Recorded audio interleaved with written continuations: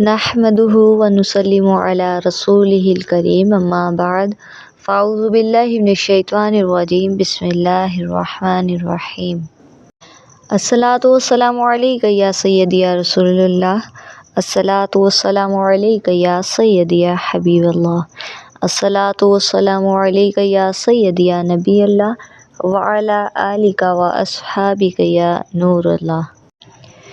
رشک جنت سرور دو عالم کا روضہ دیکھیے، رشک جنت سرور دو عالم کا روضہ دیکھیے، آئیے اور شوق سے کعبے کا کعبہ دیکھیے۔ مدحا کا سرما لگا کر اپنی چشم فکر میں، مدحا کا سرما لگا کر اپنی چشم فکر میں رحمت عالم کی اوصاف حمیدہ دیکھیے، اور دیکھنے سے پہلے یاد رہے کہ جو عشق محمد میں گرفتار نہیں، جو عشق محمد میں گرفتار نہیں، جنت میں بھی جانے کا وہ حقدار نہیں۔ اور مغموم رہا کرتا ہے وہ قلب ہمیشہ، مغموم رہا کرتا ہے وہ قلب ہمیشہ، سرکار کی الفت میں جو سرشار نہیں ہے، سرکار کی الفت میں جو سرشار نہیں ہے۔ رسول اللہ صلی اللہ علیہ وآلہ وسلم نے ارشاد فرمایا کہ ریان جنت کا ایک دروازہ ہے، اسے قیامت کے دن روزے دار داخل ہوں گے اور ان کے علاوہ کوئی اور داخل نہیں ہوں گے۔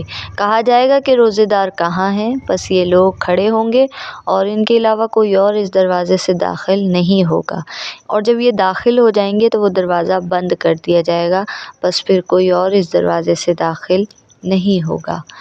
ایک مقام پر رسول اللہ صلی اللہ علیہ وآلہ وسلم نے فرمایا کہ جس نے رمضان المبارک کا روزہ رکھا اور اس کی حدود کو پہنچا اور جس چیز سے بچنا چاہیے اس چیز سے بچا، تو یہ جو بھی پہلے گناہ کر چکا ہوگا یہ اس سب کا کفارہ ہوگا۔ رسول اللہ صلی اللہ علیہ وآلہ وسلم نے فرمایا کہ جس نے اللہ کی راہ میں ایک دن کا روزہ رکھا، اللہ تعالیٰ اس کے چہرے کو جہنم کو 70 سال کی مسافت سے دور کر دے گا، اس کے چہرے کو جہنم سے 70 سال کی مسافت سے دور کر دے گا۔ یہ تھی رمضان المبارک کے ماہ میں روزہ رکھنے والے کی فضیلت، روزے دار کے اوصاف، روزے دار کا مقام، روزے دار کا درجہ۔ آج کا سوال کیا ہے؟ آج کا سوال یہ ہے کہ نماز تراویح 2 رکعت کر کے پڑھیں یا 4 رکعت کر کے پڑھیں۔ دیکھیے، تراویح اگر 4 رکعت کر کے بھی پڑھیں گے تو بھی ادا ہو جائے گی، لیکن چونکہ یہ سنت صحابہ کرام رضی اللہ تعالی عنہ ہے، اسی لیے 2 کر کے پڑھنا بہتر ہے۔ صحابہ کرام علیہم الرضوان 2 کر کے پڑھا کرتے تھے، اور صحابہ کرام علیہم الرضوان کی سنت پر عمل کرنا افضل و اعلیٰ ہے، تو 2 کر کے پڑھنا زیادہ بہتر ہے۔ یعنی نماز تراویح اگر آپ 4 رکعت کر کے پڑھیں گے تب بھی ادا ہو جائے گی، لیکن 2 رکعت کر کے پڑھنا زیادہ بہتر ہے۔ اچھا، اکثر بہنوں نے یہ بھی پوچھا ہے کہ تراویح کے درمیان میں جو پڑھی جانے والی دعا ہے اگر وہ ہمیں نہیں آتی ہو تو پھر اس کے لیے کیا حکم ہے؟ اگر آپ کو تراویح کے درمیان میں جو دعا پڑھی جاتی ہے وہ یاد نہیں، وہ آتی نہیں، یا آپ کو دیکھ کر بھی پڑھ نہیں سکتے، آئی سائٹ ویک ہے، تو اس کا کیا سولوشن ہے کہ آپ اس کی جگہ کچھ بھی ذکر و اذکار کر سکتی ہیں۔ فار ایگزامپل لا الہ الا اللہ محمد رسول اللہ کلمہ طیبہ کی تسبیح کر سکتی ہیں، درود پاک پڑھ سکتی ہیں۔ اس کے لیے کوئی خاص مخصوص دعا پڑھنا ضروری نہیں، کوئی بھی ذکر کر سکتی ہیں۔ لہٰذا جس کو بھی تراویح کے درمیانی وقت میں پڑھی جانے والی دعا اگر یاد نہیں تو اس کی جگہ کوئی بھی ذکر و اذکار کیا جا سکتا ہے، تو وہ کوئی بھی ذکر کر سکتی ہیں۔ میرا آج کا خوبصورت ایک موضوع ہے، ایک اللہ کے نبی اور ان کا گھوڑا، سرخ گھوڑا۔ یہ حضرت حزقیل علیہ السلام کے خلیفہ اور جانشین ہیں۔ بیشتر مورخین کا اس پر اتفاق ہے کہ یہ حضرت الیاس علیہ السلام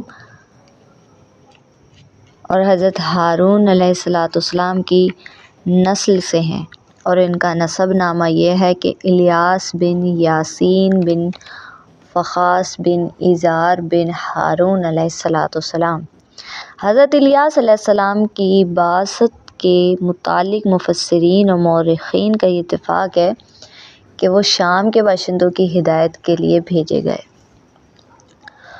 اور بہت ہی مشہور شہر ان کی یہ رسالت و ہدایت کا مرکز تھا۔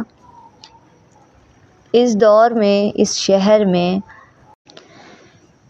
ایک بادشاہ کی حکومت چل رہی تھی، جس بادشاہ کا نام آرہب تھا، جو بہت ہی جابر تھا اور بہت ہی ظالم تھا۔ خود بھی بت پرستی کرتا تھا اور قوم کو بھی بت پرستی پر آمادہ کرتا تھا، قوم کو بھی بت پرستی کرنے پر مجبور کرتا تھا، اور ان کا ایک بت بہت بڑا تھا جس کا نام شہر کی مناسبت سے بعل تھا، جو سونے کا بنا ہوا تھا۔ اس کی لمبائی تقریباً 20 گز تھی۔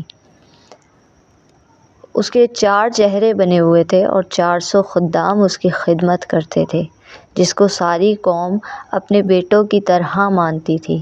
اور اس بت میں سے شیطان کی آواز بھی آیا کرتی تھی، جو لوگوں کو بت پرستی اور شرک کا حکم سنایا کرتا تھا۔ اور اس ماحول میں حضرت الیاس علیہ السلام کو توحید اور خدا پرستی کی دعوت دینے کے لیے اللہ کریم نے مبعوث فرمایا۔ مگر قوم چونکہ بت پرستی کرتی تھی اور وہاں کا بادشاہ خود بت پرستی کرتا تھا، تو انہوں نے ان سے اس دعوت کو قبول نہیں کیا، اور قوم ان پر ایمان نہیں لائی، بلکہ شہر کا بادشاہ آرہب حضرت الیاس علیہ السلام کا جانی دشمن بن گیا۔ اس نے حضرت الیاس علیہ السلام کو قتل کر دینے کا ارادہ کیا۔ آپ علیہ السلام شہر سے ہجرت فرما کر پہاڑوں کی چوٹیوں اور غاروں میں روپوش ہو گئے۔ تو سوچئے کیا منظر ہوگا۔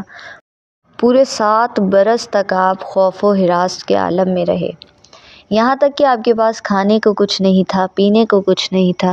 اب ظاہر ہے وہ اللہ کے نبی تھے، اور بادشاہ نے ان کو قتل کرنے کا ارادہ کیا، نعوذ باللہ۔ تو آپ اس طرح ہی نکل پڑے تھے۔